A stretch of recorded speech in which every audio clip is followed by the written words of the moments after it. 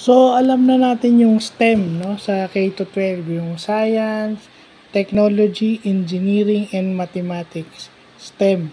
Pero sa Lasal Dasma o DLSU Dasma Integrated School, meron silang stream subject. So, ano yung stream? Science, Technology, Reading, Engineering, Arts, and Mathematics. So, ibig sabihin, yung STEM, dinagdagan nila ng reading at saka art. Which is napaka-importante naman. Kasi, yung art, para sa akin nade-develop po yung creativity ng estudyante. So, hindi lang naman puro yung science, technology, engineering, and mathematics. Meron ding art. Pero para mas maintindihan mo yun, tinuturuan din sila para mag-increase yung communication skills nila, paano magbasa. Kasi importante sa science, technology, and mathematics na marunong kang umintindi.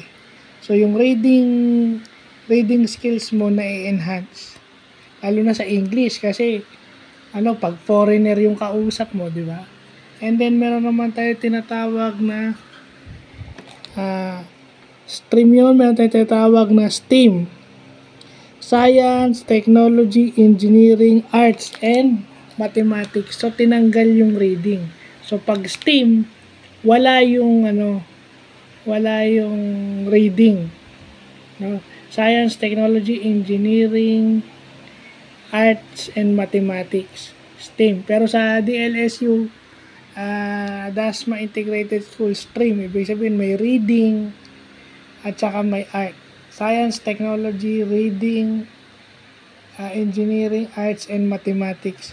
So, yung teacher ko nung high school sa St. Francis, ngayon nagtuturo sa DLSU Integrated School. So, salamat kay Sir Chito Makababad at nalaman natin yan. Well, another info this time sa education and curriculum.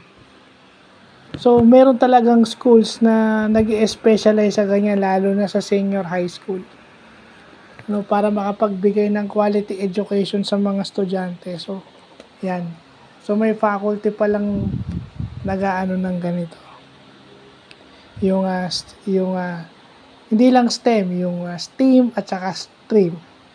So, yun lang po.